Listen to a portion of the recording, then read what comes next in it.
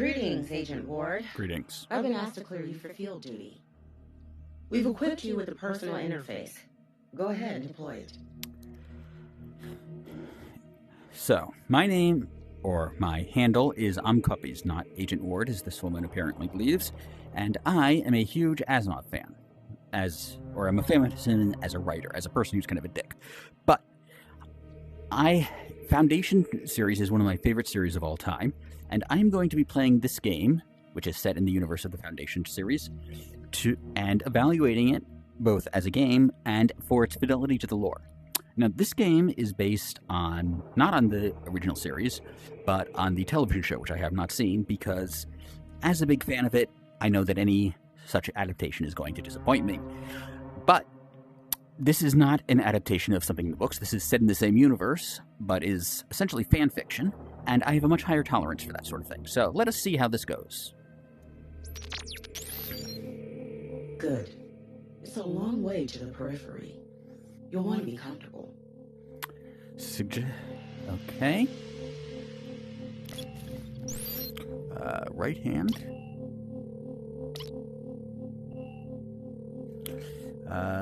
Vignette. Thank you, Agent. Wait. Now, you may have to navigate some hostile foreign environments. Make sure your equipment is calibrated properly. Change how you will locomote. Okay. Continuous. No, teleport. Snap rotation or snap rotation? Check that your vitals are in order. They'll be displayed on your dominant arm.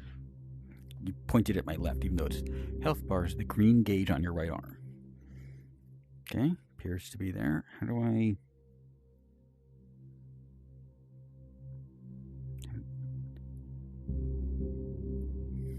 I don't understand what I'm supposed to do here.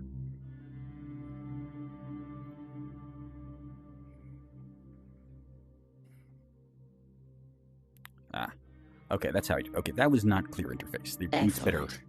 Now I need to check your biosignature. Move to the navigational marker.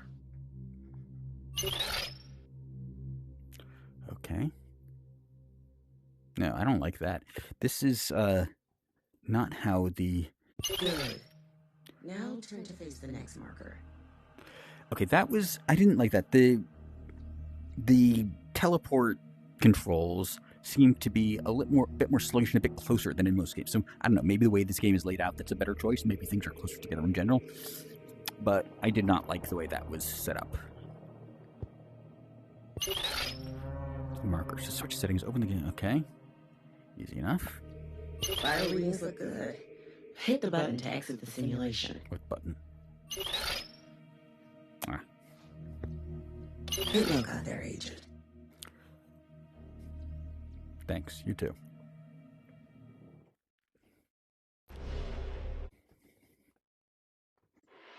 At the dawn of the 12th millennia, when the Galactic Empire spanned 25 million worlds, a mathematician Millennium, named Harry not millennia. Seldon predicted that the Empire was about to collapse. Also, that should only be... humanity into 30,000 years of war and strife. He proposed a bold plan to establish a secret colony that would shorten those dark ages to 1,000 years. Okay. Panic gripped the Empire, and Seldon was brought before the Commission of Public Safety, a shadow organization even more powerful than the Emperor. True. They exiled him and his followers to a distant corner of the galaxy, hoping they would die out. It is 200 years later. You are an agent of the Commission, sent to the periphery to investigate the kidnapping of an Imperial royal. Few remember the name Harry Seldon, or his dream of building Foundation.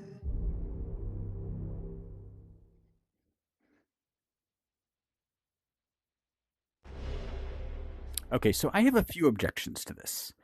That was mostly correct, but there's a few things. Firstly... Welcome to the Periphery, Agent Ward. This array is all that stands between us and hundreds of barbarian worlds that think the Galactic Empire is weak and ripe for the taking. Okay, so I've got a few issues here. First of all, That was essentially correct, but he says the 12th millennium, which might make you think the 12th millennium AD. It is 12th millennium by the galactic calendar, by the imperial calendar, which dates from the founding of the empire. Well, actually, he said millennia, which is grammatically incorrect. But secondly, when he talks about the Commission of Public Safety, he says, now the Commission of Public Safety did exist in the time of prelude to foundation, and it was, as they say, more powerful than the empire. But that is not because... I mean, it is because the public safety was incredibly powerful, but also it was because the emperor at that point was incredibly weak. He was essentially just a figurehead. However, now this is an interesting thing. This game takes place at around 200 FE, or 200 years after the foundation of the Foundation. Didn't mean to do that. And I'm not sure the Commission of Public Safety even still exists at this point. And if it does, it's not more powerful than the Emperor. The Emperor at this time is Cleon II, who is based on Justinian II of Byzantine history. And he is definitely powerful. That is in fact a major point, that he is an unusually strong emperor. And that is in fact part of why well, I don't want to spoil too much, but that is a pretty significant part of how that particular crisis was resolved.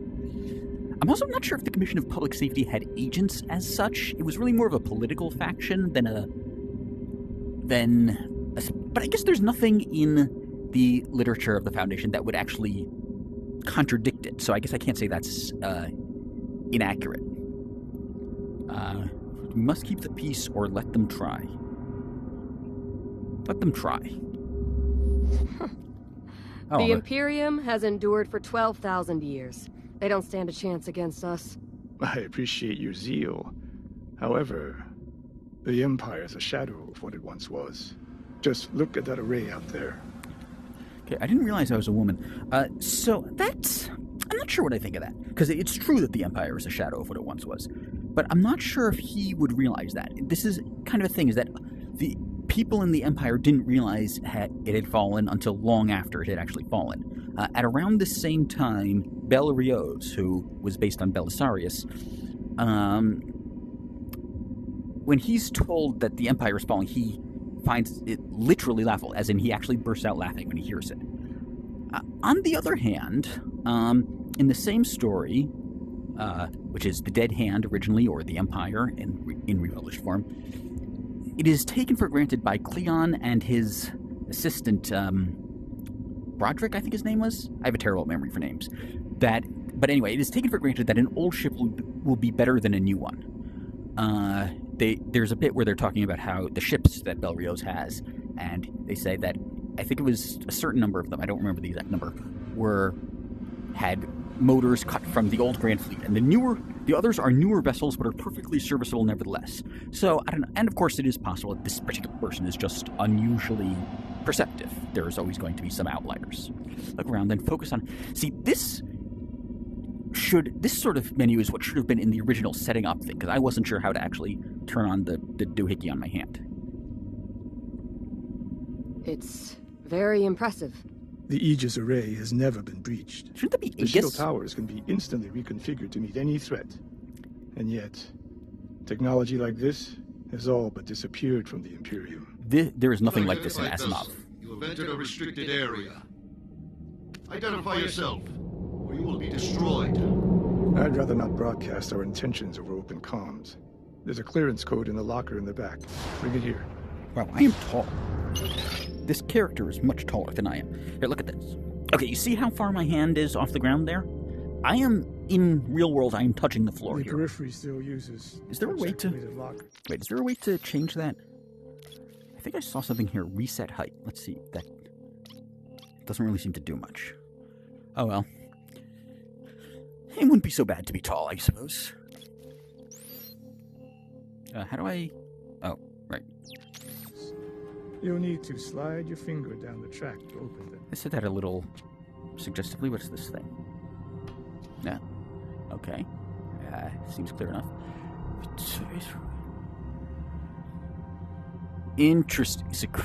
Interesting. So I'm wondering if this is... Well, this would be too late for that, though, because I was wondering... There's a bit earlier on here where... in The Big and the Little, or The Merchant Princes, as it was titled when it was republished, where a barbarian prince of the periphery of Corel, the Commodore, married the daughter of a viceroy. But that would be like 50 years or something before the current day of this thing. So, I don't know, maybe it's something else. But I do wonder if this is a reference to that. What's this thing? The array's its ability to employ previous... Ah, interesting. Okay, so that's a technique... I think it's a technique that was used by Bel Rios. That's the tactic he used when he was invading the Foundation, which is basically surround them. Which, in fact, is not really a good idea under the circumstances. Some people who knew more about military tactics pointed this out to Asimov, that it was a terrible idea. And in a later story, in the second part of Second Foundation, that actually itself becomes a plot point, that someone tries to surround... Or they don't try to surround, they are previously surrounded just because of how their nations are laid out, and that gives the inner people an advantage. Asimov, when he wrote The General, or The Dead Hand, as it was originally titled, thought that it would give the surrounders an advantage. Loris is the name of an emperor. I don't recall the context in which Loris was mentioned, but he was the name of an actual galactic emperor in the series. What's this?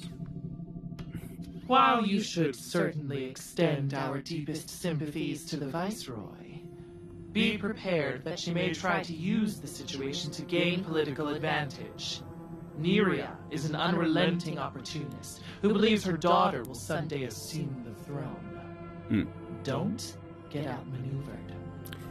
So that was a major thing. That is accurate for this period. This was a major problem that the Empire had, is that all the viceroys, all the governors, everyone wanted to usurp him, which is a problem for, firstly, the obvious reasons, but also because a lot of the things that you would do to prevent these viceroys and generals and so forth from usurping you also makes them less effective at their actual jobs. This is a problem in the real world as well. Various tactics people used to prevent coups, for instance, splitting their armed forces into a lot of little pieces, like in Warhammer 40,000 is the famous fictional example, but that's also a thing they do in real life. And they do this so that no one person has enough forces to overthrow the government. But one thing they have to do is they have to actually prevent them from working together, because you could have a coalition of several of them powerful enough to overthrow the government. So they actually... The government, the dictators in these countries will actively try to prevent inter-service cooperation, which, of course, is a bad idea.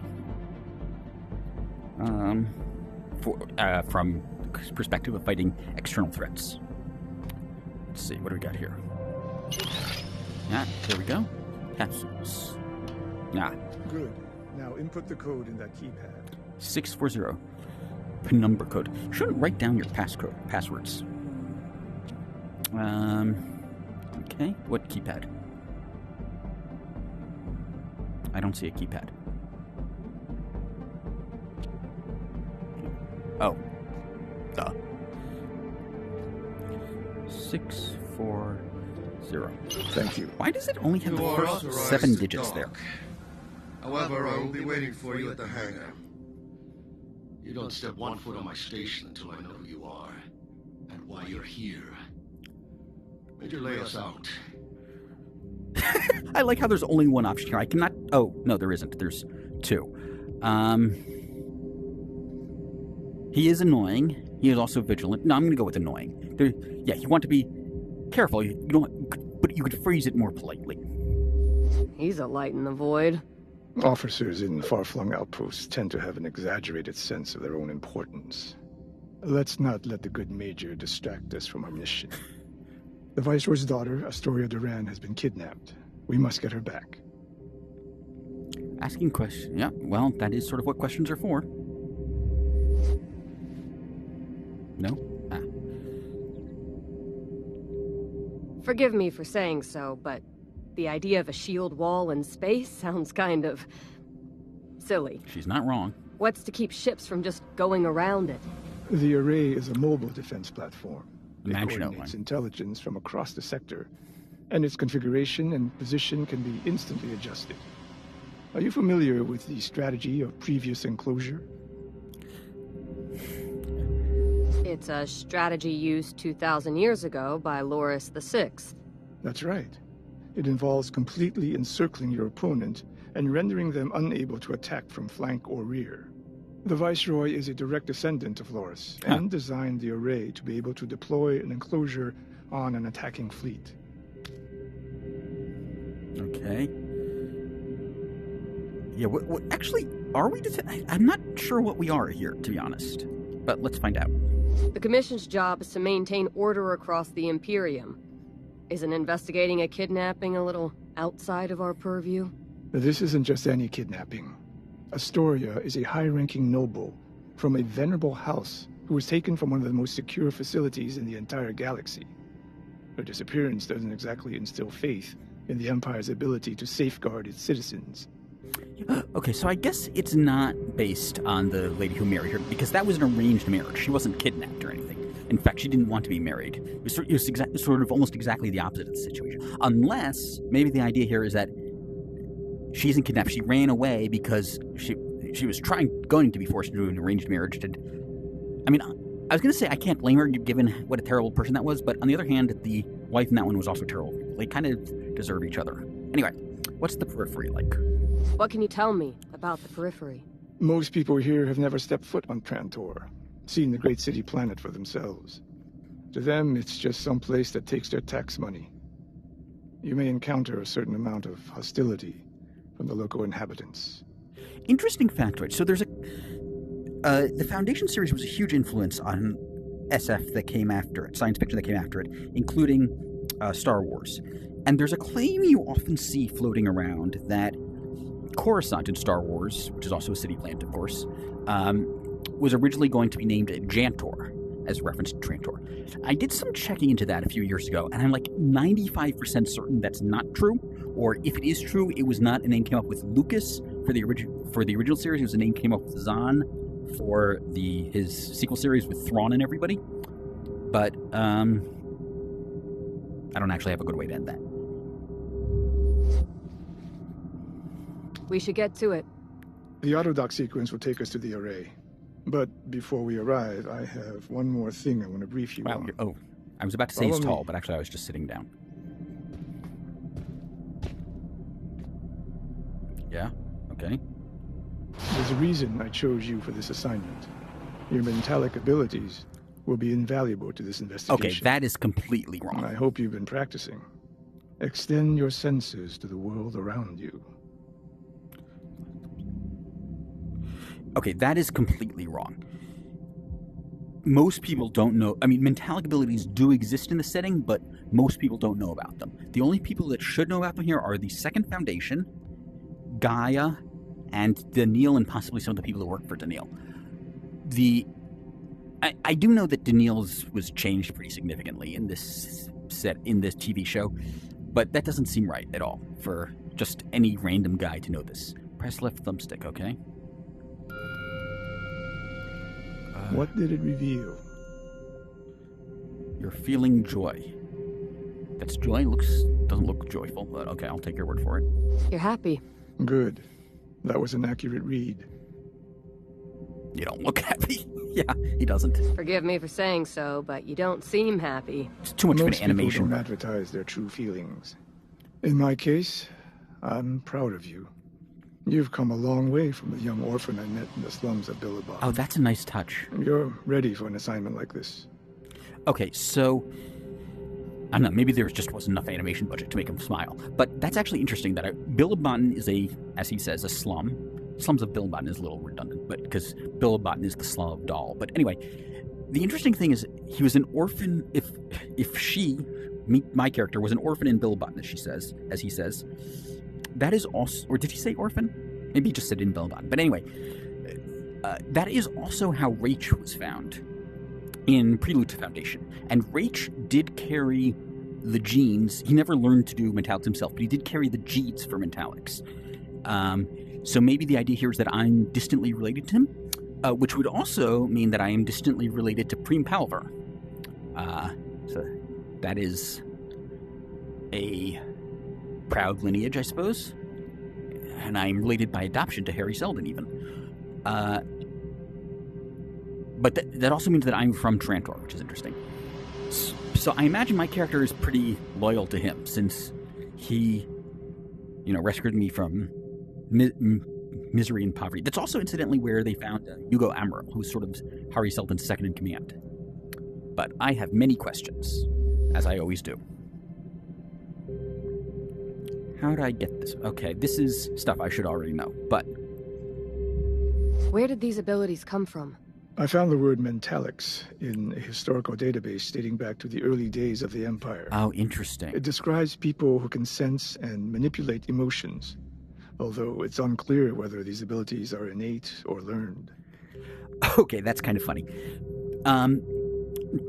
So, there's a few things there. So, I guess the idea here is this is like lost knowledge. It was at some point known that mentalic abilities existed, and the knowledge was lost later on from the early days of the Empire. Maybe that's a reference to Pebble in the Sky, maybe not. But what's also interesting, that was actually kind of a cute joke there, cute in-joke. He says it's unclear whether these abilities are innate or learned, because it's unclear because the source contradicts itself. In the original Foundation trilogy, it was said that for most people, except for the mule, they were learned. However, that was sort of later retconned to be at least partially genetic. As I mentioned, Rach carried the genes. And the mule was also retconned. Originally, he was a mutant who, unlike everyone else, had them innately. But then his whole backstory was retconned in a way that didn't actually make a tremendous amount of sense in my view. But that's neither here nor there. Does it always work? Probably not. Can I sense anyone's emotions at any time? Right now, you can only sense emotions when they're in a heightened state. And it's limited to the most basic feelings: anger, sadness, fear, disgust, and joy. Disciplined or focused minds can resist your probing. Just now, I lowered my guard to allow you to read me. That doesn't seem right. Disciplined or focused mind should be able to resist any attempt to influence their emotions. I don't see why a disciplined mind would be any harder to read in the first place. Wait. I have a theory. I bet this guy is part of the Second Foundation. That would explain, first of all, why he's aware that the Empire is falling. Secondly, why he knows about mentalics, and he just made up this story that he found it in an old book to hide that. And it also explains why he's able to hide his emotions from me, because he would himself be a mentalic. Although I don't see why he'd be keeping this secret. I would think he would just recruit me to the Second Foundation directly. But I don't know, maybe he could read my mind and see that I wouldn't be open to such a thing. Will I get stronger? I'm going to guess yes. Can I learn new abilities? Certainly. I have a few techniques I'll show you once we're in the field. I found you're better able to access mentalics when you're under pressure. I'm a clutch performer, I guess. I'm ready. I'm ready. Let's go. That lever will open the bay door. This one? It's not really a lever, it's a switch. After you. I thank you, young man. How do I... Okay. Not crazy. Login successful. Welcome to the Aegis Array. I really think it should be Aegis. Aegis is means like a shield, which is appropriate here. Ready? I'm ready. Hold up a moment.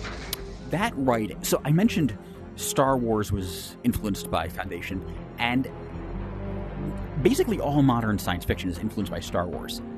And I'm not surprised to see that in here, but that lettering, that looks like the fictional alphabet from Star Wars, which I'm not crazy about having such a clear influence. Although, interestingly, the influence was not entirely one way. The original Foundation works were written in the 40s and 50s, but much later, Asimov returned to the universe and wrote some more. And including in Prelude to Foundation, there was a character who was very clearly supposed to be Leia but evil. She's a princess. I mean, he doesn't actually use the word princess, but she's the daughter of the monarch. She's heir to the throne. That's called a princess. She has the same... I forget the exact wording Asimov uses, but he describes her hairstyle, and it's very clearly supposed to be the Leia cinnamon bun hairstyle. She's leading a rebellion against the Empire. She mentions at one point when she was younger, she had a romance with this roguish guy from the wrong side of the tracks, clearly supposed to be Han Solo. And most importantly, her name is Rachel.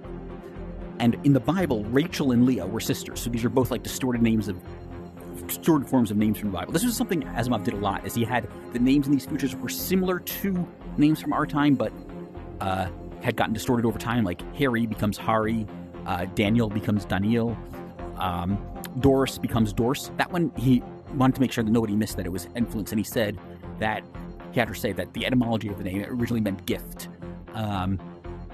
which in fact is what Doris means in our time. But so yeah, there is that reference. Enter the array. Yep. Hands up!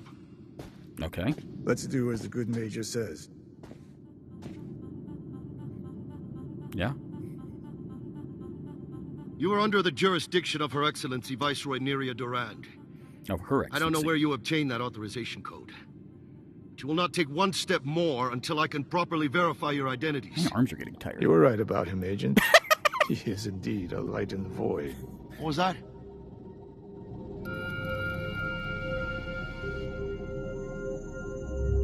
There's no reason to be afraid. We've come to help. Me? Afraid? Ha ha, it is to laugh. What could I possibly... No. You're the ones who should be afraid. Sneaking on this station like common vagrants. Now place your hands on the scanner. What's the scanner? Do the honors, Agent.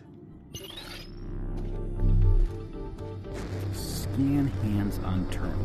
Okay.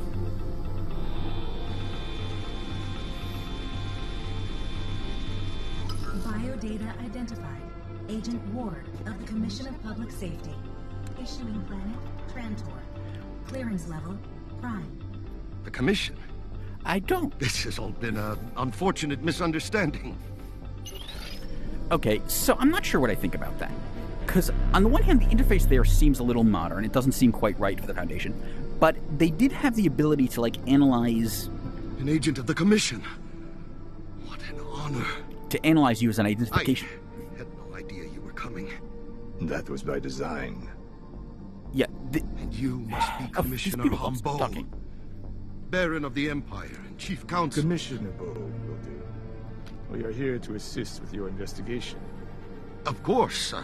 That didn't... In that case... Didn't match the subtitle, what he said. This conversation to a less public forum. This way. So anyway, what I was going to say there is... You can't keep us detained here without an explanation.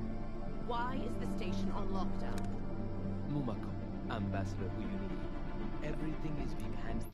Okay, so what I was going to say there, the interface seems a little modern. The thing where you put hands on, that didn't really get invented until Foundation's Edge, which was, I think, 300 years after the point this game takes place.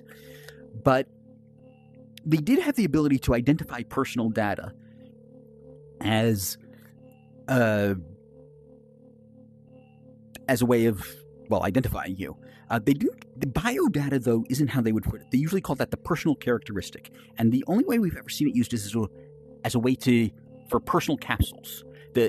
Which is something that feels a little weird to modern people. That the most secure way they have of sending information involves sending an actual physical object, which with like a piece of paper inside it, and it checks your biodata, and if you're who you say you are, you open it. And if you try to crack it open, it just destroys itself. They did have fashion-like communication, so I don't see why... And they didn't have, like, modern encryption, but they had some encryption that dates back to World War II, so I don't see why Asimov wouldn't have been able to work out the idea of just sending encrypted stuff. But anyway, that is how they do it. So, but the terminology is a bit wrong. They shouldn't say call it biodata. They should call it your personal characteristic. That's how they usually called it. Hanbu was a commissioner. That would put him pretty high up. Well, it depends how powerful the Commission of Public Safety is at this point, I guess. Anyway. What's this? Don't lie to me. Zoranel has no formal obligation to the Empire. We are lying out of courtesy, but this is insulting. Ambassador, I give my deepest apologies. Iridium. Yeah, Iridium, I believe, was... Iridium was often used as the valuable material of choice. I think it was, in fact, the basis of the imperial currency. I could be wrong about that. There is one story, when in Asco, when a trader from the Foundation discovers a society that does use gold as a currency, he's shocked, like, gold? What, metal itself? And he's apparently never heard of the idea of using that as a currency. But we cannot be ignored. One day, The Empire will regret pushing the periphery to the side.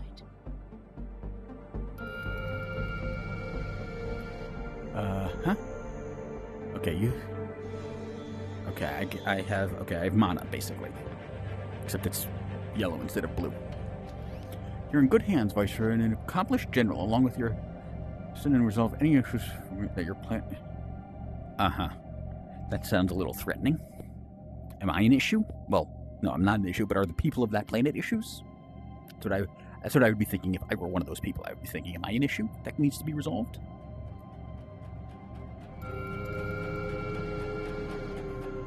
Okay. Agent, do you mind selecting our destination? Heading to the Threat Assessment Center. Threat Assessment. What's going on? Okay, I gotcha. I assume that's what that stands for. Apologies for being so circumspect, but we believe Astoria's abduction was a coordinated effort by a group of deserters, traitors from our own ranks. We suspect they had help from someone on the senior staff. Perhaps we can help you root out your mole. Agent Ward has talents that are useful in this regard. Yeah. Well, that would be most gracious of you. I heard you were a fair-minded man. Enough. Wishful thinking. Wishful thinking. Yes, of course. You say it, maybe it'll become true. Our 3 suspects are in the Threat Assessment Center. Ward, I know how to... I'll be on comms and walk you through the investigation. Okay, so this is the tutorial, I guess. Or a tutorial. What do we got here? I must say, it is an honor to host such esteemed members of the Commission. Yeah, great. So there's an interesting thing here about the races involved here. Asimov is kind of inconsistent, or not kind of, he is very inconsistent about this. In The Currents of Space, which takes place in the same universe as the Foundation series, but is not part of the Foundation series, it's mentioned that for the most part there aren't really distinct races anymore. People have there's been enough intermarrying that they're sort of merged. There are still a few claims that do have distinct races, and in fact, generally speaking, any distinct race is discriminated against. If you have blonde hair and blue eyes, you're discriminated against. If you're black, you're discriminated against. It's because they're all not the majority, which is a sort of mixed race, or descendants of mixed race. I guess now it's its own race. However, in Prelude to Foundation, that's retconned. It's mentioned that there are still 3 broad races, which are called Westerners, meaning white people, Southerners, meaning black people, and Easterners, meaning East Asian people. And nobody remembers where those terms come from, but that's the terminology they use. It's also a little confused because you got Hari Seldon is from Helicon, and it's explicitly mentioned that Helicon is composed mostly or almost entirely of Westerners. But the culture of Helicon is clearly based on East Asian culture, so there's that confusion. I was reminded of that because of this lady here.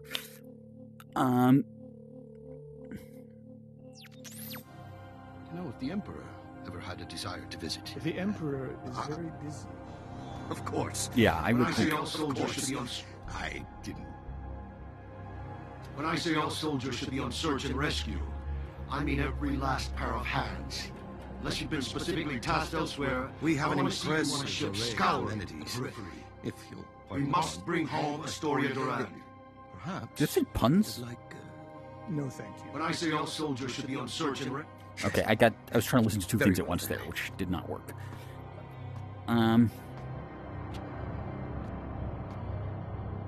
What's this? Friendly.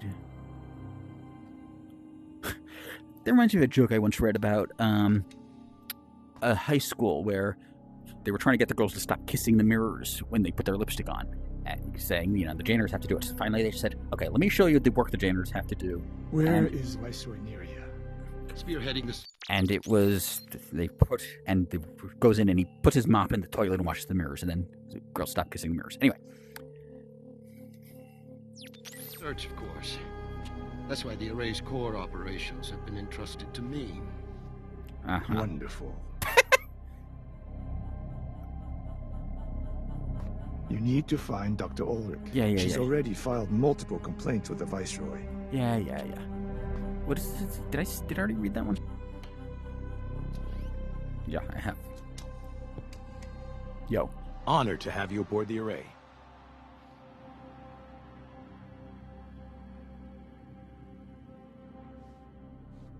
Same here. Find Dr. Ulrich. Leos gave us 3 suspects. To start, find Dr. Elena Ulrich, head of astrophysics. Okay. Can do. What is this? What did I just do? What's this thing here? Okay, so I am looking at asteroids, I'm looking at crystals. I hope this isn't a clue of some sort, because I have no idea what I'm looking at here. Because I am not... Okay. What's this? An empty... there we go. Captain Indu Surana. Last departure, 4 weeks ago. Reason, Operation Red Wolves. Okay, sure. Just arrival. 900 today. Recall staff to... Okay, hold on a moment. Excuse me for a moment. I have to,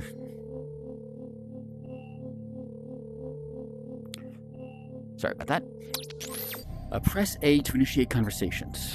If only that easy to start a conversation in real life. Unless you're here to review my findings, I'm too busy to talk right now. You're clipping through your keyboard there. Yeah, let's befriend her before. What are these findings you're referring to? That was not Only friendly at all. potentially catastrophic readings from the neutron star outside. Energetic proton levels are elevated 400%, and we're detecting diffuse shock acceleration. What could that lead to? All manner of calamity. Oh, Coronal mass ejections, super flares, cats and dogs living together. amplified wave particle interactions. I've been trying to warn people, but it's like shouting into a gale. Yeah, I've had situations like that. The big boss is in trouble. Everyone forgets all the stuff that matters to take care of this kid's brat. This boss's brat. Press lit. Okay.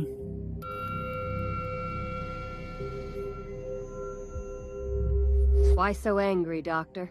Well, for starters, astrophysics is pitifully understaffed.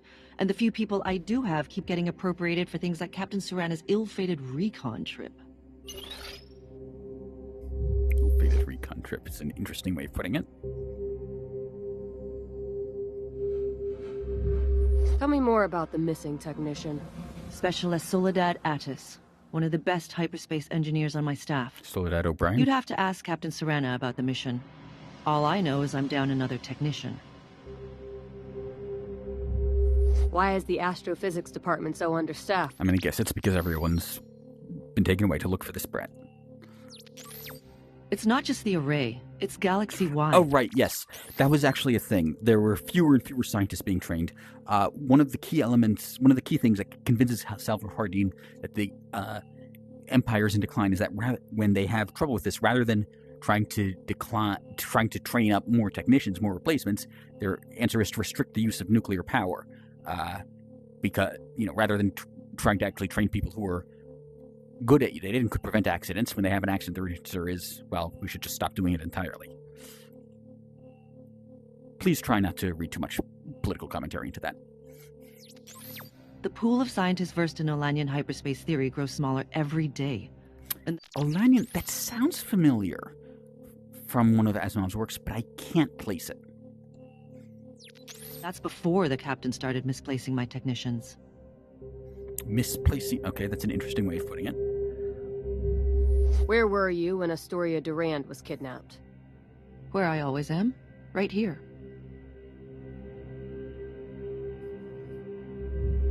Who else was on duty then? Just X, the quartermaster. Okay, so he can...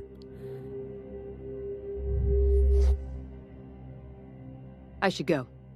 Maybe while you're reporting back Okay, Commander Shepard. to the commission, you could pass along some of my concerns. I'll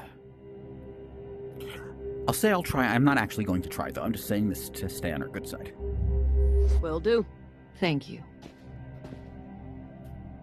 Well, the doctor had good reason to be angry. Really? I agree. Let's see what Captain Indu Serana has to say. Start by trying to read her emotions. The traitor trash? Why? Okay, why was the name of a sector or a section of Trantor. that was constantly trying to overthrow the Emperor and take control themselves, because they were themselves descended from a dynasty whose name escapes me at the moment, but they had a few thousand years ago been ruled the Empire, and they wanted that position back. Rogert Y spills rare Duraudian punch. I don't think Duraudian is from Asimov. An upcoming petition, Natasha Durant. Okay, interesting. Okay, there should be an apostrophe there, but there isn't. Elian? Who's Elian? Elian Gala. Okay, a silly mistake, or the last straw in a millennial? Should be two N's in millennial. Cold War. Trantor Trash has the exclusive. I wonder if those typos are intentional, because this is clearly supposed to be trash. Trashy trash. So, that might be intentional. Probably not, though. What's this? Request denied, Captain. Denied. My daughter was abducted from right under our noses. Until she is home safe, I need every available ship to continue the search. Yeah, great. You know, this is like the Phallus story, Phallus speech, the fictional story the Republican spread that he was responding to. It's like apparently true in this universe that she's doing that. Well, okay, there's a difference between a daughter and a dog, granted. And also there's a difference between convenience and the death of a daughter. You know what? Actually, forget I said that. That was kind of a stupid analogy. Metallic sense, okay? I'm not getting much of a read. Then you must try to penetrate her thoughts. That's what she said. How do I don't understand what I'm supposed to do here. Okay, press left thumbnail to ping. Aim your hand at their head. Hold trigger and twist. Adjust and then release in the signal. It's orange. That didn't work. Maybe... Oh, I see. Okay, so that was a... I need to get them to stop looking for a story. Okay, so that was a poor way of phrasing it, because it was already orange. What they actually mean is that you need to get them to line up with the static things. Actually, I didn't really phrase that.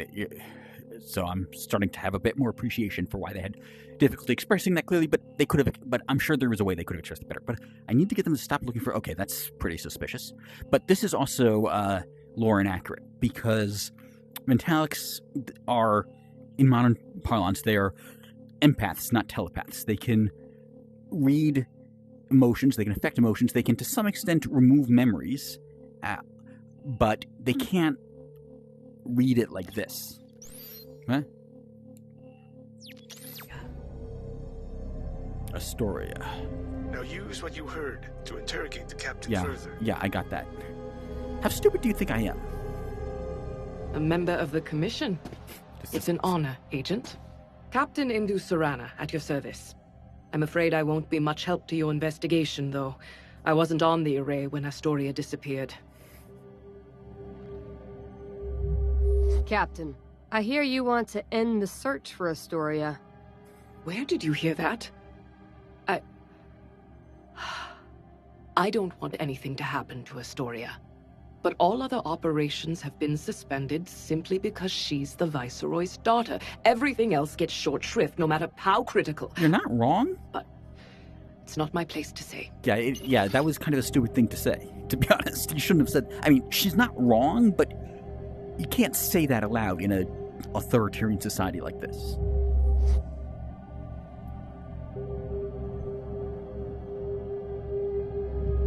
Where were you when Astoria went missing? I was off station, investigating some recent thefts by Red Abyss, a local pirate gang. Our detention center is full of them. They've been getting bolder lately, going after bigger ships. I'm trying to remember if there were any pirates in the Foundation series. I can't recall any off the top of my head, but I don't think they're thematically inappropriate. Is there anybody who can back up your alibi? My departure should have been logged. I'll make sure you have access. Tell me what you do here, Captain. The Aegis Array deploys hundreds of human and tech assets throughout the periphery. It's my duty to review their findings and recommend where and when to deploy the array to countermand threats. Though right now, those resources have been directed to finding the Viceroy's daughter. I don't understand what this icon here means. This branching path thing? Probably has something to do with the dialogue path or path in the story, but this is my biggest complaint so far, is that they don't really explain the user interface very well.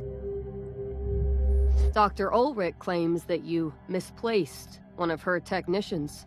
I wouldn't put it quite like that, Yeah. but yes. Yeah, because that's an extremely weird way to put it. A technician named Soledad Attis was one of several individuals on board a recon team that is overdue to report back.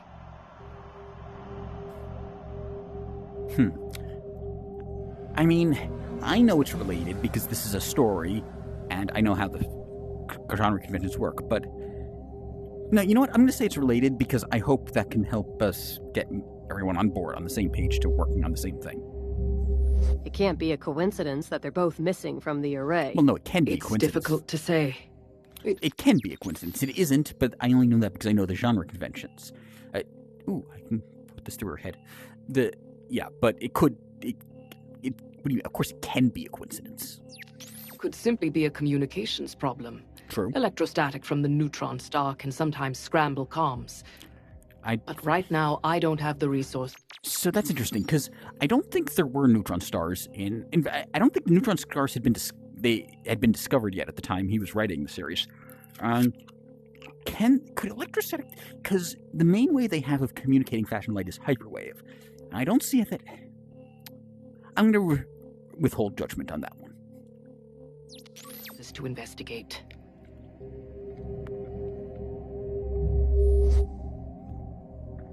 That's all, Captain. Agent, if you could keep my outburst to yourself, I would be in your debt. Yeah, that definitely sounds like the kind of thing you'd want. Despite her personal opinion of Astoria, the captain seems unlikely to work 7G. with deserters. The last suspect is Staff Sergeant Dex Rodo, the quartermaster of the array. No. I'll leave this one to you.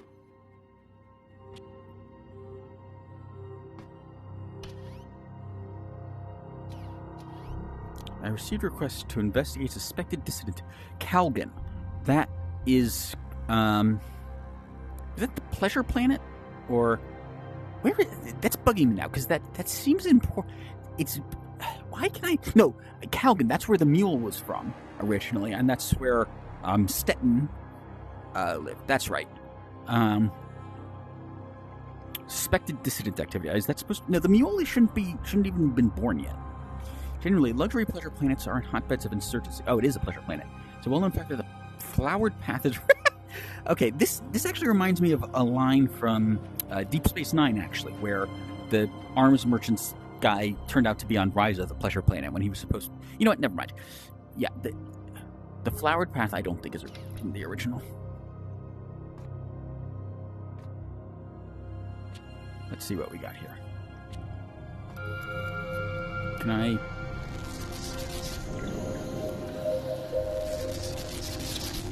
Destroy that capsule before the agent finds it.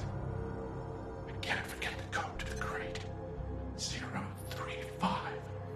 That is A, a stupid code because it's way too short. B, suspiciously convenient. And C, just suspicious in general. And D, that should not be possible with the rules of Mentalics as established at the Foundation series. Pulling specific passwords from someone's mind, no. Wait, now I forgot what the actual password was. I was so distracted complaining that the actual number slipped my mind.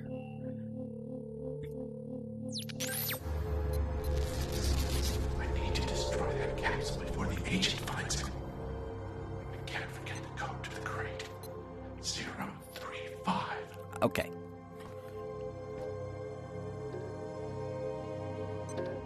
Don't bother with that. It's just extra supplies. Uh-huh. Well said. Just enter the activation code. We'll see if once in your life beyond... Yeah, I've known people like that. I'm not going to mention any names, but there have definitely been people who, while quite admirable and likable in many ways, have never been on time in their lives. Nice to meet you. Dex Rodo, quartermaster. Just call me Dex. This guy... Even without my... You don't need psychic abilities to tell that this guy's a sleazeball. Just the way he's talking. What can I do for you, Agent?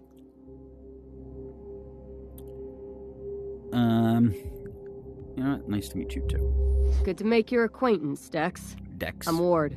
Welcome to the array. Is that a reference to Lovecraft, the case of Charles Dexter Ward? Nah, it's probably coincidence.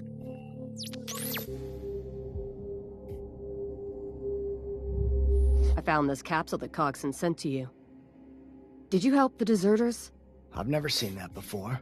Besides, I wasn't even working that night. Dr. Ulrich told me you were here, in the TAC. Huh. That's strange. Get out of my way! Somebody locked down his location. He disabled the security grid. Our sensors are down. We need to bring up the emergency. That's a weird place to put your holster. Dex got stuck in the mortuary, our detention center. Yeah, where's he going to escape to? We're in a space station. We lose our lead on Astoria. Ward and I will handle this. Let's go. You're not gonna run? Gonna hurry up a bit? Oh, okay, this way.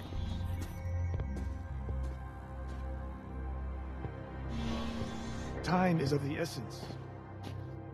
Where am I supposed to be going? Hangar, engine room, infirmary. There we go.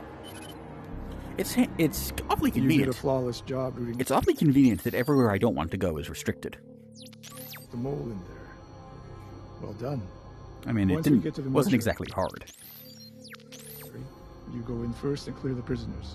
I'll follow suit on the lower floor. We'll catch Dex in a pincer formation. Take this. I built this when I worked as a field agent. You got built me it? Out of some tough scrapes. I feel like I am not a military man or a policeman, but I feel like they wouldn't build it out of... They would assign you a standardized weapon, right? Should have it. Good luck in there. Let's see, how does this work? Okay, so I got another problem here. I was talking here about how this is influenced by Star Wars. Now, blasters are in the Foundation series, and also there's also a weapon they call an atomic blast. It's unclear if those are two different names for the same thing or if they're different things. But there's a few key things here. So, firstly, this is clearly a Star Wars blaster, not a Foundation blaster, for a few reasons. Firstly, the blaster in Foundation is, despite the name, is completely silent. Secondly, it is a continuous stream, not just a series of bolts, like bullets. That's probably a game balance thing that would make the game too easy if you could just hose all your enemies down. Thirdly, the bolt is probably invisible. It's described as microwave. Now, this is a little complicated because there's some inconsistency, and again, it's a little unclear whether the atomic blasts and blasters are the same thing, but it's probably invisible.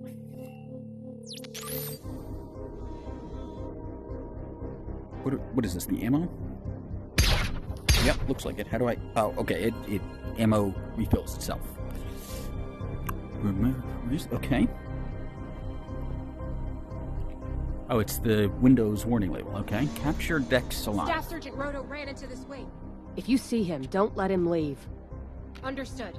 Before you go, someone in the TAC deactivated our entire security system, and all the prisoners broke free. You'll need that fancy blaster of yours. Those Redabest pirates aren't playing around. That seems like a poorly designed security system if it's that easy to let all the prisoners free. Why are there... Okay. You know, not sure why this is the place where they're storing prisoners anyway. Back up! Press right trigger. What? Flick your right controller to reload. Okay. That's like in Half-Life Alyx, how you can close when you've filled up your shotgun pistol thing. You can close it by flipping it. Wait. Okay. Who's there? Don't move, agent.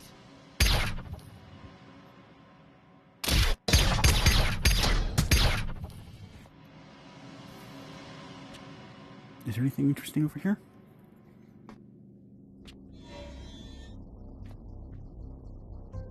The lockdown sealed the external doors. Move. You'll need your hacking tool. Right. Take the device off your arm and insert it into the sub-ether port. Connect the nodes to override the security system. What's this? Use your fear to...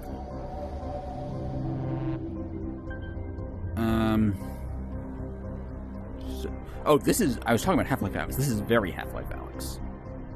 Oh, so I don't have to... How do I... Okay, so... Oh, I see. I have to... Okay, that was easy enough. Huh? Okay, I guess I already did that. As a programmer myself, or a former programmer, I'm retired now, I can tell you that is a 100% accurate depiction of how hacking works. Get the Imperial!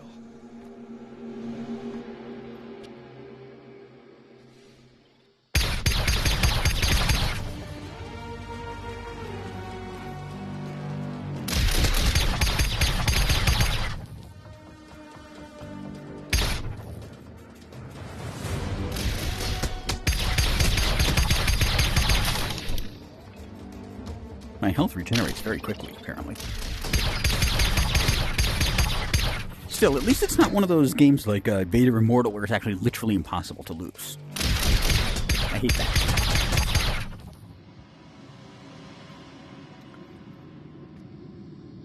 Okay. This is interesting here, because is this supposed to be like a physical barrier or a force field? Because if it's a force field, that shouldn't be possible. The Empire can make big ones that defend a ship or a whole city or even a planet, I think. But to make one this small, only the Foundation should be able to do that. Unless maybe this is all like one huge force field that covers many cells. That could be it. This is actually one of the more impressive bits of forecasting. They followed me here? This is actually one of the more impressive bits of prognostication. It, in general, is not particularly... The prognostication of technology is not particularly good. We have technology in the current day that is way more advanced than what Asimov depicted in the far future, the tens of thousands of years in the future. But one thing he did predict at a time when many people were not predicting this was miniaturization. That was a huge part of the technology of the Federation. He also predicted it in... he wrote these two stories called The Last Question and The Last Answer, or The Final Question, The Final Answer, something like that, which had, despite the names, actually had no connection to each other at all. And in one of them, I always get the two of them mixed up, but in one of them, I think it was The Last Question, also had a huge thing about miniaturization, specifically of computer technology, which is an impressive bit of foresight. Space me? Yeah, we might. I'm sorry, Pap. Pap? You always said that Red Abyss was trouble. But no work meant no food. But I'll be out of here soon, and I'll make this up to you. I promise. Yeah, I mean... That is kind of how work works. What's this? What do we got here? Downs a red wolf for long. Going downs a... Oh, what's this? Can I... Okay, I still don't know what that is.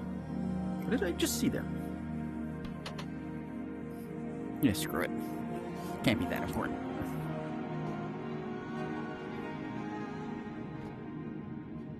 See, this is one of the things about the being taller. This holster here is like halfway to my knee, which is not where I'm instinctively reach when I'm trying to get my holster. Am I trapped here? Am I? Okay, here we go. Don't let Dex get away. Yeah, I got time. I wonder actually if I don't got time. Is there some... what's this?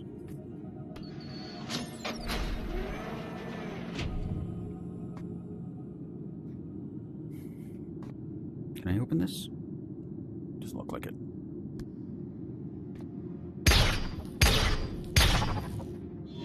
Whoa!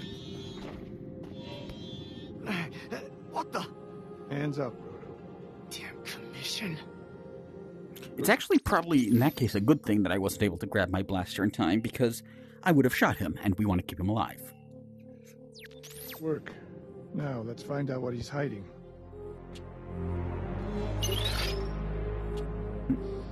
How did you get here?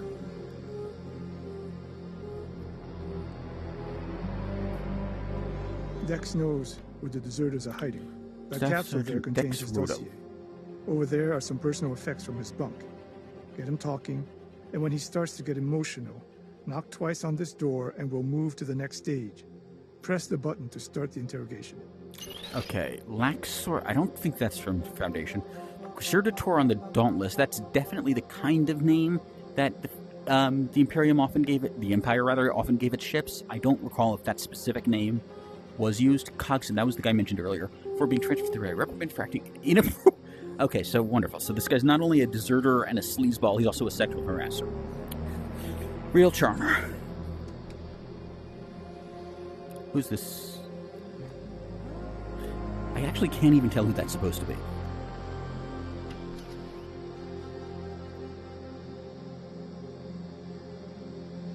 It's...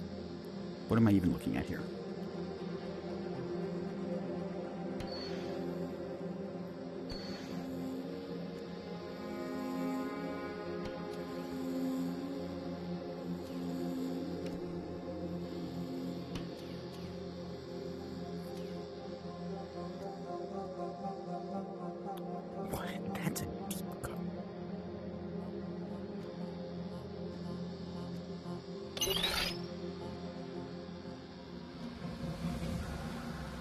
Let me out of here.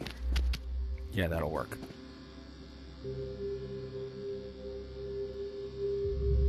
Where were you going to meet Cogson and the others?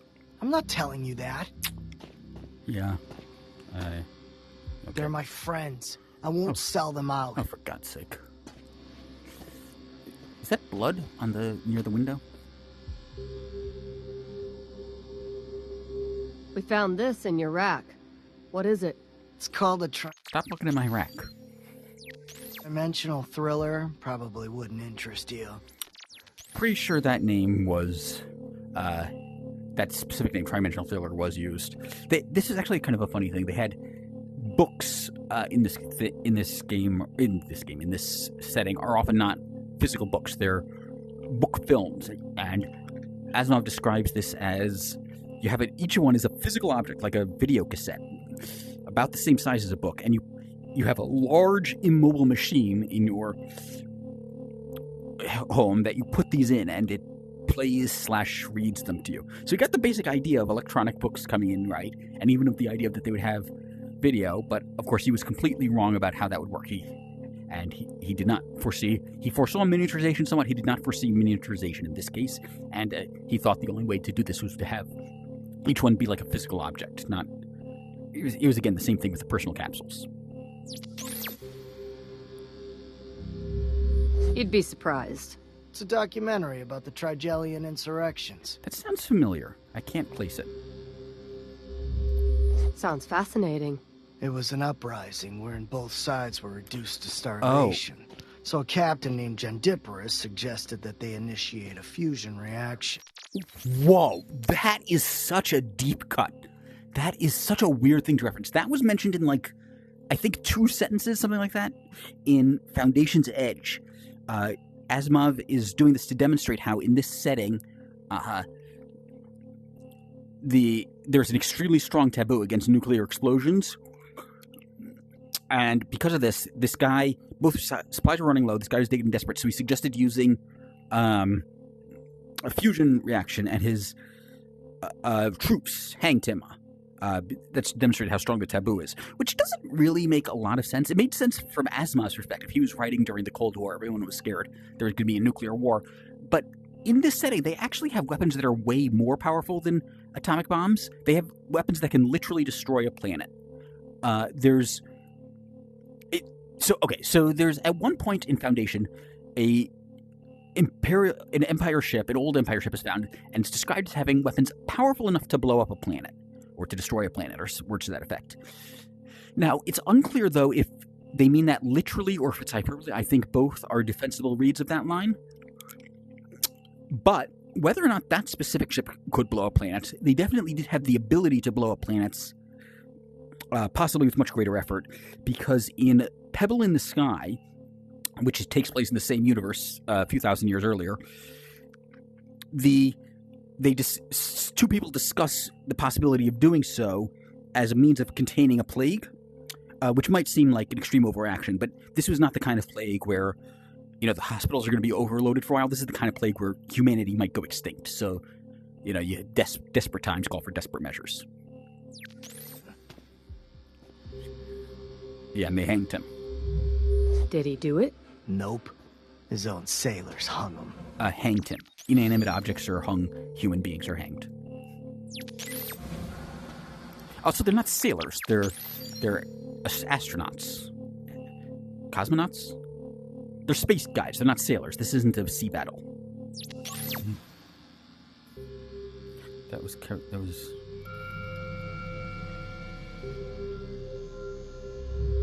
Is that admiration in your voice?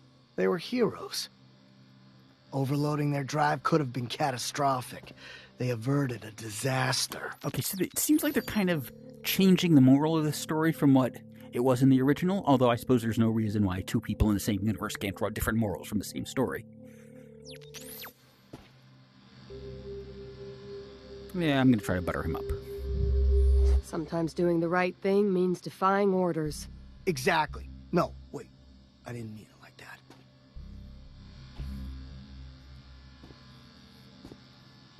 that. You did... I mean, you just... Good job. He's sweating now. Come see me when you want things to escalate. Let's talk about something else. They kidnapped Astoria. Don't you care? Why should I care about some spoiled princess? You're, I hope this is Clearly you had strong feelings for her. You were reprimanded for acting inappropriate. Oh, yeah. There's one thing that indicates... Well, okay. Actually, let's talk about this for a second. There's a thing some people do where there's a sort of no true Scotsman thing where bad forms of love, they say, well, they try to define love is in a good thing, which in general it is, but they try to, define it in such a way that it excludes bad forms of it. They try to define, sexual harassment or abusive behavior aren't love. And I've never agreed with that for both philosophical and practical reasons. Firstly, because philosophically it is. You can't just... I think it's fine to just say that something is in general good, but can sometimes have bad forms. But secondly, pragmatically, it means that people who are in abusive relationships may find themselves trying to may find themselves saying, oh, well, it isn't really abusive because he clearly does love me, so therefore this must not be abuse. And I've never agreed with that. That said, well, okay. And in fairness, in this specific case, it says acting inappropriately. We don't really get... I sort of jumped to the conclusion that it was sexual harassment. I don't know. Maybe she was into it too, but it was just inappropriate fraternization. I don't know. Maybe I jumped to conclusions. That was... We used to sit together during briefings. Is this high school? Make her laugh. This is high school. What is this thing? Are you 14 years old? This is fuck this. But the Major thought I was being overly familiar. That was incorrect. Well, I don't know. Maybe this is British English, but in American English, that would be incorrect punctuation.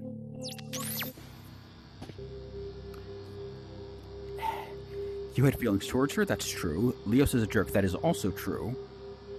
I'm going to say Leos is a jerk. The Major. He's a... walking, talking nyak turd. Arniac? You know what? I'm not going to say. I don't think Nyack are Foundation Trilogy, but they could be. It does sound like the kind of name Asimov would have made up. I don't think he would have said walking, talking Nyack turd. You've managed to rack up quite a collection of charges in such a short time. Conspiracy, conduct unbecoming an officer, accessory to kidnapping, murder. Says the one who just atomized every inmate in this cell block. That is not even remotely the same thing. Legally or morally. You know what? I actually had this. I had a rant. I was going to go into a rant about it, but I don't even think I need to. I think it should be obvious why that's different.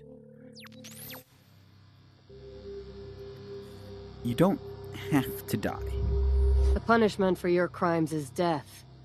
But I can probably get it softened. I don't believe you. Once I tell you what I know, I'm dead. That does sound I'll be back. Can't wait.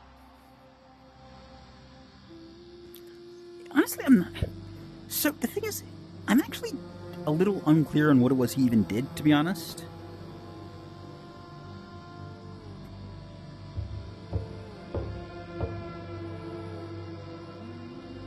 Hello? There we go. Great work. He's ready to tell us everything. He just needs a little push.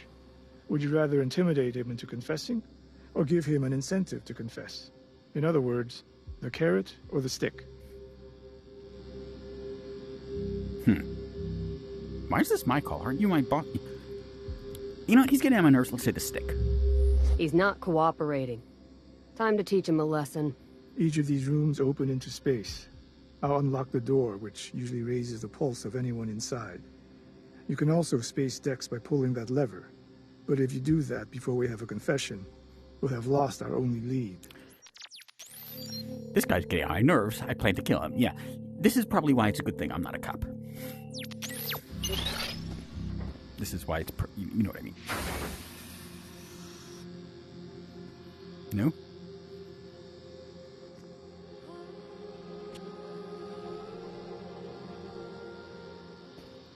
Wait, what are you doing?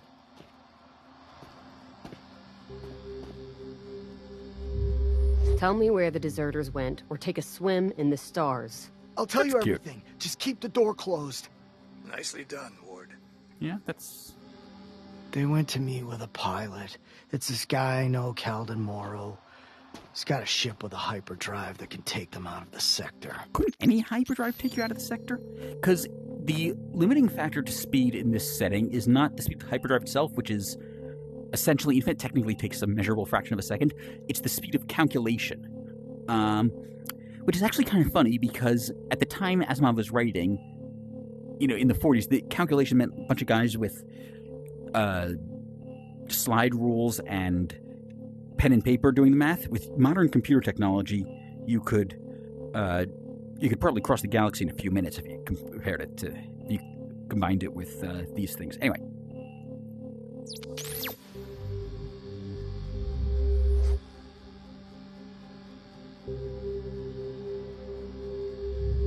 Tell me about this pilot. He's a traitor. Runs good. Okay, so, problem. Traitor, I'm sure the Empire had people who traded, and could therefore be called traitor, but traitor with a capital T, that was a Federation thing. From planet to planet. Nobody knows the periphery better than Cal. Okay. He's the best pilot in 5 sectors. Oh, for God's sake. They're really talking this guy up. They're trying to make him... you know what? I'm not even going to comment on this. He can talk himself out of any situation. That's going to be really... If we ever meet this guy, it's going to be really hard for him to talk himself out of any... Okay. But he's always got an angle. Mm-hmm.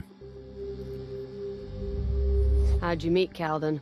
Before I decided to enlist, I was thinking of becoming a traitor. In retrospect, I probably should have stuck with that plan. Yeah, apparently. Cal let me tag along with him for a bit. Even offered to sponsor me so I could join the guild. I don't think there was a guild of traitors. Why would Calden help a bunch of deserters? If I had to guess, money. Yeah? Big moral stands aren't really Cal's thing. Oh, they're really dick-riding this guy. Anyway. There's a planet that Cal uses when he wants to avoid Imperial ships. Tiger 3. There are these storms that screw with sensors. That was the meeting place. Now, can I get out of here?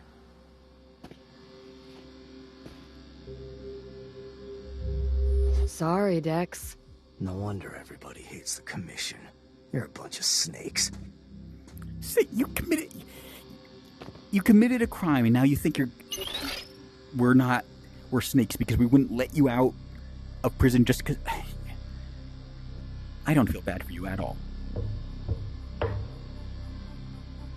No? Good job. Now we know where to find the deserters. What should we do with Dex? His crimes warrant a death sentence, but it is sometimes prudent to show mercy. It's your decision. Yeah, as much as he got on my nerves, I don't think he deserves to be killed.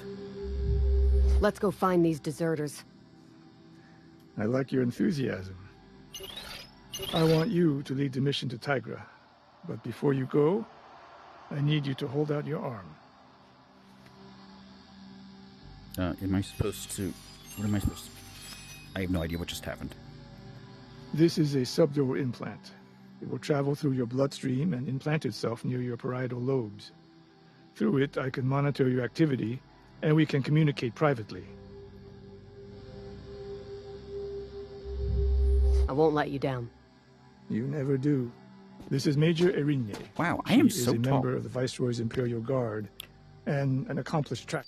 Erinye, as in the Greek fates? No, not the Greek fates, the Greek Furies? The ones who punish... Okay, sure. She will... Imperial... I'm not sure if that's the term... I'm going to... accompany you to Tiger 3. However, you are in charge of this operation, Ward. Are we clear on the chain of command, Major? Absolutely. Just glad to have a chance to bring these traitors to justice. Good luck down there.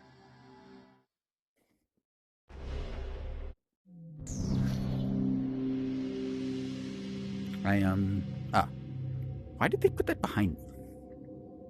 Encyclopedia Galactica. That in the Foundation... Why is this not... Oh, I see. I have to push the trigger. Pull the trigger.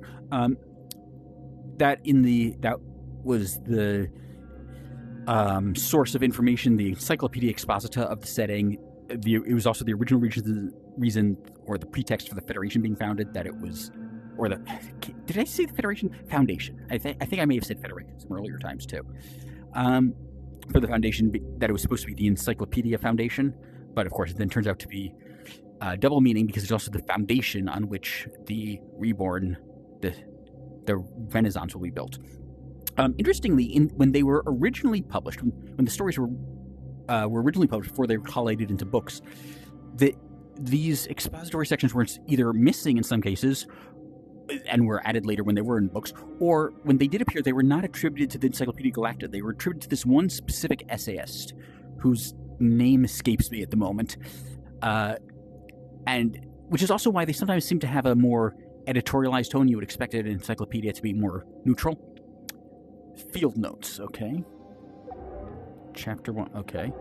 Commissioner Bowen, using my mentalic abilities, I think, would be more accurate.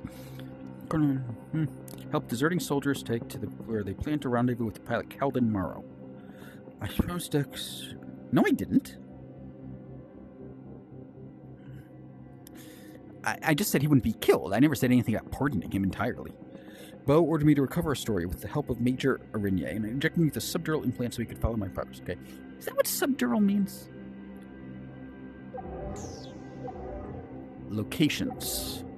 Empire. Oh god, there's a lot here. Trantor. Decided. Of generations.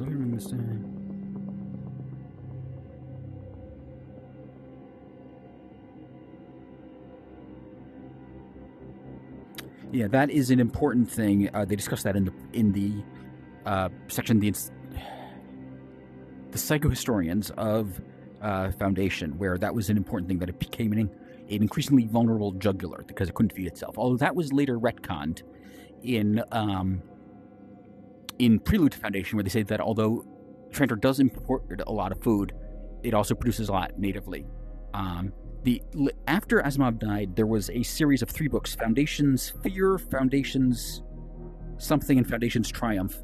I read the first one, and I hated it so much that I decided not to read the other 2. But anyway, in those books, it is established that there were certain events that changed that. The idea was that in the time of Prelude to Foundation, they produced much, and then certain events changed that said it. So now they're importing it all in order to help reconcile those two. I don't like that, actually, because it doesn't really make a lot of sense for a planet that size. I mean, even for a planet of our size, but for a planet that size to import all its food, the logistics, the math just doesn't check out. However, there's also another interesting inconsistency when it says 40 billion. So most of the published versions, if you've read them, you've probably seen the figure 40 billion as the population of Trantor. In the original publication, they were It was much higher. I think it was in the trillions, but that was later retconned. And I don't really know why, because a planet that's entirely one city should have much more than 40 billion. That's only about 5 times larger than our current population. And our current population, if everyone were packed in with the density of Manhattan, would fit into an area the size of New Zealand. So you should be able to fit a lot more than 40 billion. Okay, Trantor. Threat Assessment Center. Nerve center of the Aegis Array, where Imperial analysts had evaluated everything from spy beam recordings to radiation emissions. Spy beams were a thing in many of Asimov's works, including the Foundation series, which were basically a way of bugging people. Bugging not in the sense of annoying, but in the sense of, wiretapping them. To radiation emissions. This were to assure their vessels. The choice of where to... Yeah, that does sound plausible. Periphery, yes, which is exactly what it sounds like. It's the outer rim of the galaxy. Yeah, as it says here. The authority of the galactic empire is diminished or non-existent. No formal boundary. I don't think the Imperial... The Red Quarter, that does not sound like something that Asimov would come up with. Mortuary. Each cell figure... Is it particularly cruel? There have been a lot crueler ways to control prison inmates. I mean, the other suspended from the courtyard. 0G. Okay, that's an interesting deterrent. Galactic core.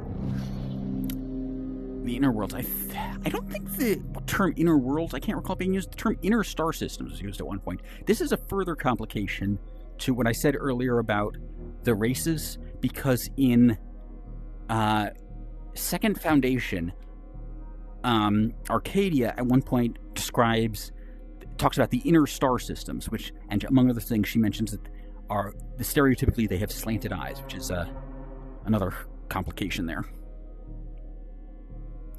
Delikas and Nishaya, I remember both of those names. I do not remember the context.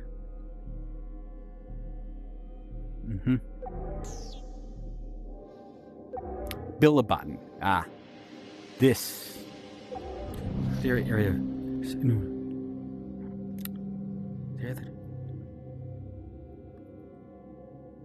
This, I think, I could be wrong, but this is Encyclopedia Galactica. I think this section here is actually from a section of the Encyclopedia Galactica that was presented in Prelude to Foundation. Although it's weird that Billabotn is its own thing and not part of the Trantor section. Aegis Array.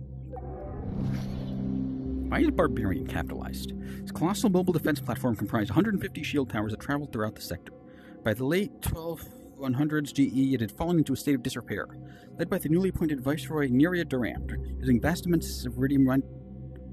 Okay. Mined from the moon of Reventlow. That's interesting. Okay, so that is a reference to Giscard Reventlow, who was the first who was, depending on whether you consider Liar canonical, which I do not, but if you do consider it Liar canonical, he would be the second telepathic robot who gave Daniil his telepathic abilities. His name was Giscard Reventlow. I do not see how a planet or moon could get his name this late, unless maybe, this is a bit of a stretch, but maybe Daniil could have arranged it as some sort of tribute to him, or it is mentioned that Elijah Bailey's descendants, there was a tradition of naming them Daniil and Giscard, after Daniil and Giscard, the robots. So maybe one of his distant descendants, it was named after him. There are planets. There is at least one planet named after him, Bailey World, which was later renamed to Comparellin. So I guess that maybe that could happen. The reconstructed array served as the Viceroy's seat of power and diplomatic hub for several centuries. Okay. Is there anything else? I think that's all for the Empire. There's a lot of stuff to read through. Other planets. The Wastes. Calgon. Okay, that is semi-tropical water world that first gained galactic claims of pleasure world 2 centuries prior to the birth of Harry Seldon, best known for the great bird hunts of its dense equatorial jungles. Is that a reference to Star Trek, the Great Bird of the Galaxy? Where discerning hunters can track such Calganian fauna as the six-winged sky eater. Strict policy of neutrality would later give rise to the common adage, what happens on Galgan stays on Galgan. That's funny. Region of the Periphery, abandoned by Emperor Stenel V. Stenel is a name associated with emperors. I don't think Stenel V was mentioned. The one that springs to mind was either Stenel IV or Stenel VI. It definitely had an I and a V, but I forget what order they were in. Following the seizure of several military institutions in the Navy's resulting defeat in the Cobalt Nebula. I don't think the Cobalt Nebula is their thing. While authority was nominally given to several warlords, the region quickly collapsed into anarchy and infighting. Once picked clean, the area became less attractive to marauders, and trade slowly returned. Interesting.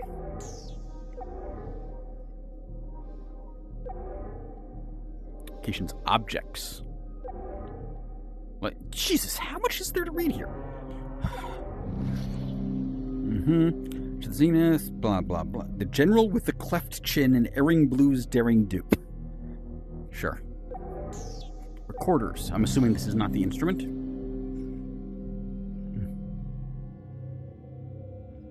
Yeah, that would be useful for making this thing. Millions of hours of lossless audio. But why only audio, though? No video? Recorders. Hollow capsules. Variant of the standard message capsule. The message capsule, that's the thing I mentioned earlier that was like a physical object that contained scrap paper. Variants that displayed a pre-recorded holographic message. I see. Okay, we've seen those. Referred to as talking heads. We're on the road to nowhere. As hollow recording was typically done from the shoulders up. That was a terrible rendition of Road to Nowhere. But at least this way I don't get copy striked. Did I do... Okay, yeah, I did that one. Technology. Jesus, how much is there to read here? Sub-ether. Preferred method of faster-than-light communication. Sub-ether trans... I don't think he ever used the phrase... I'm trying to remember if Asimov ever used the term sub-ether. He might have. It does sound like an Asimov kind of phrase. He also uses the word hyperwave. I'm not sure if those are different names for the same thing or different things. Emperor Dacian the First. I think that might have been one of the emperors I mentioned earlier that the mayors of Y were descended from. Sub-ether single boosters across the Imperium. Originally lambasted by critics as an Imperial, eventually became a major success. Okay, I don't know why. Force fields.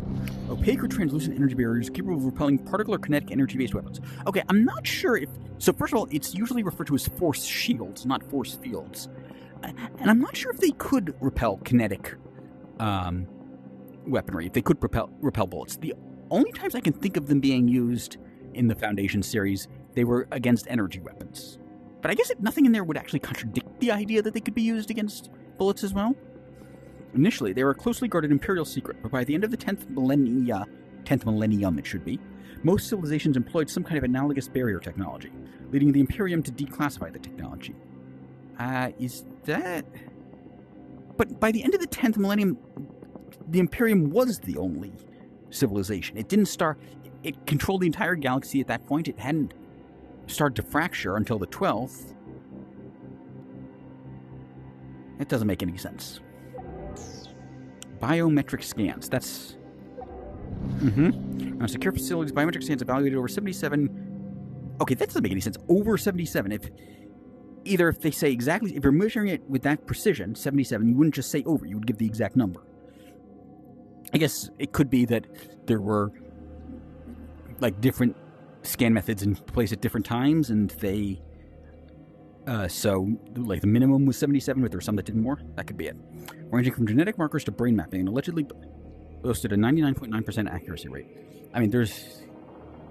Yeah, that's actually an interesting point. Given how many quadrillions of people there are in the galaxy, I bet it would be possible to find a extremely close match to any possible person.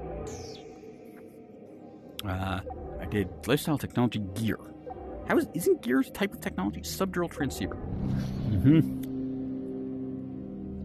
He can eavesdrop on what Jeez, that's creepy.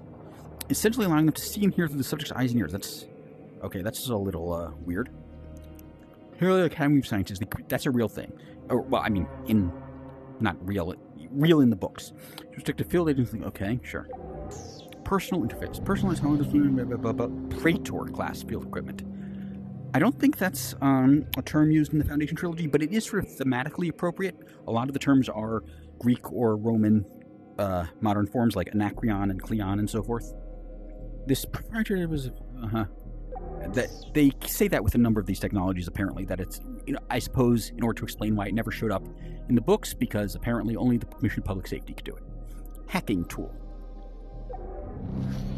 Suite of hand tools. This hacking tool can penetrate most Category J computer systems. Penetrate. This doesn't explain shit. Employing a sophisticated set of that. This whole thing here, everything after through, contains no information whatsoever.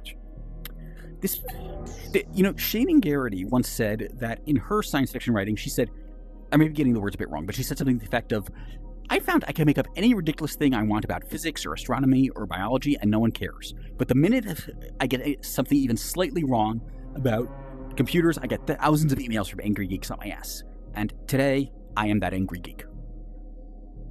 Fusion Blaster. Variant of the... This is important enough that it gets an entry in the Encyclopedia Galactica.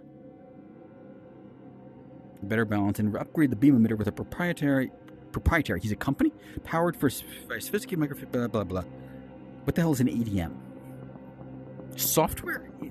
That is completely out of...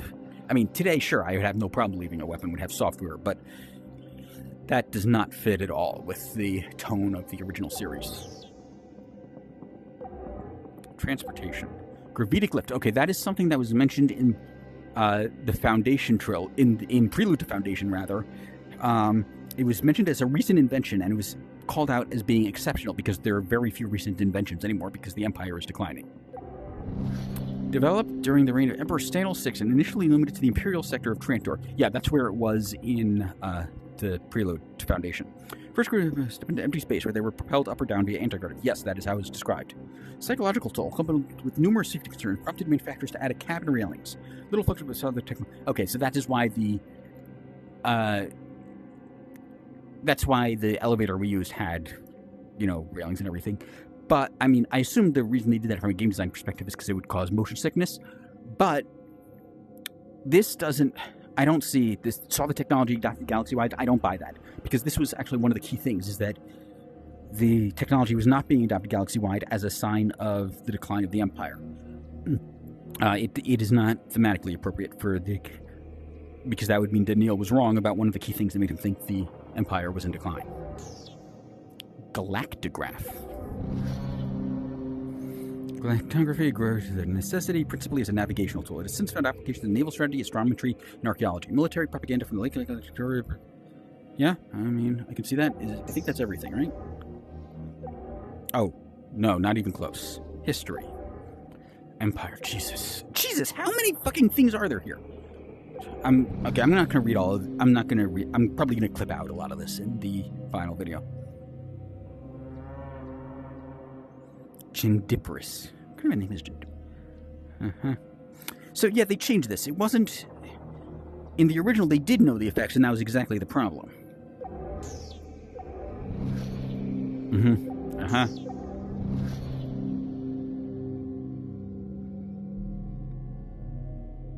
Yeah, this is what Bel Rios said about the enclosure.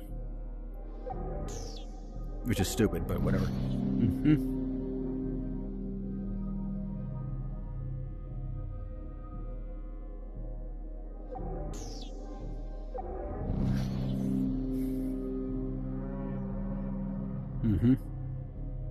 Okay, now this is interesting here. They say sun and spaceship.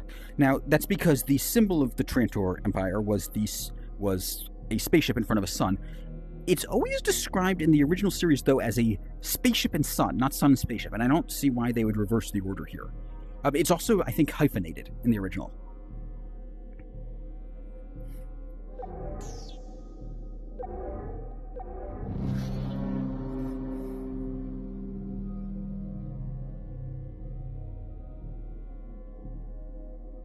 This is so stupid. This is like a Star Trek thing. That is thematic. That is not at all a good match for the Foundation series because it ignited the play. Also, how can you ignite plasma? It doesn't make sense either thematically or scientifically. Promotion to Viceroy. I always thought Viceroy was like a hereditary thing. I guess somebody had to be the first in the line to do it.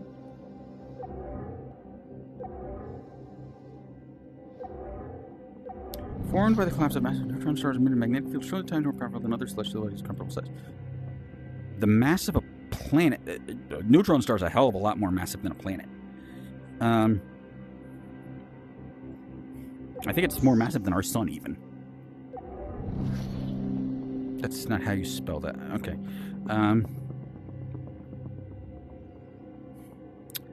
This doesn't seem right to me, because one of the key things about it is that the Imperium didn't have kitchen gadgets powered by fusion power, rather. That was an invention of the Foundation. That was a key element of the Big and the Little. It was that the Imperium had huge things. They had ships. They had, enormous things of shielding a city or a planet. They had warships. They had weapons, but they didn't have things of like economic use. They didn't have washing machines and dishwashers and kitchen knives and all that stuff.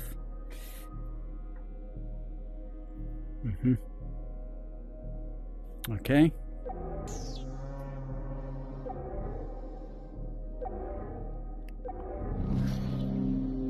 Yes, that's true, but this is true. Alex could not read minds, as one might overhear a conversation, but apparently my character can.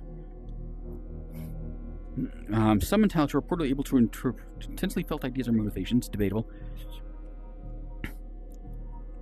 Okay, so they're trying to do this as a sort of hand wave to explain why it sounds like words to me, but that doesn't explain how I can read passwords from people's minds. That should not be possible. Metallic sense metallics.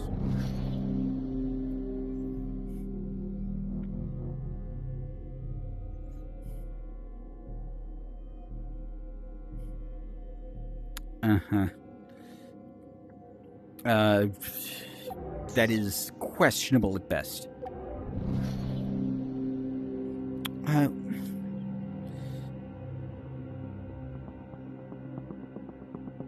Okay, is this everything?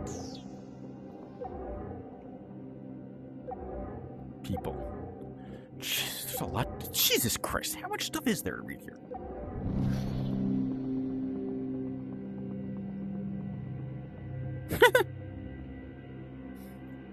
That shows how corrupt the Empire is getting at this point, I guess.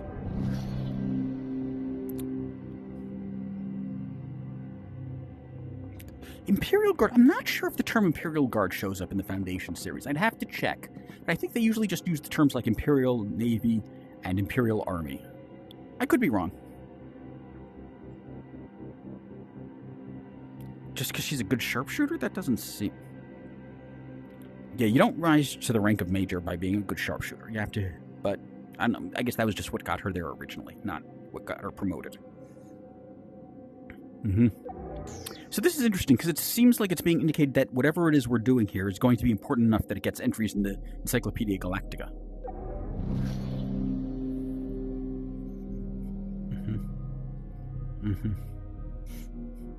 Book films are the things I mentioned earlier that they used in place of books.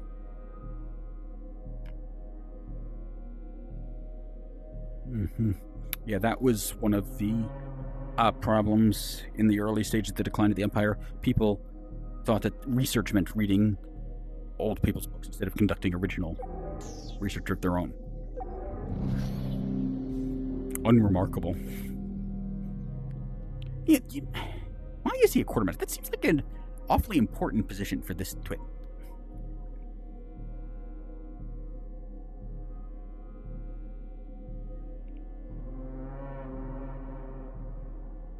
No, he should not be pardoned. He should get a reduced sentence. He shouldn't be executed. But he should not have been pardoned. He should have done at least a stint in prison or something.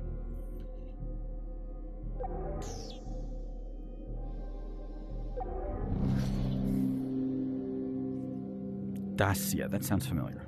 The Dacian dynasty was a thing, I think. An Academy record... That can't be the most. Given that it's existed for tens of thousands of years, maybe it was record in more limited sense. You know, someone that young or someone under those circumstances or whatever.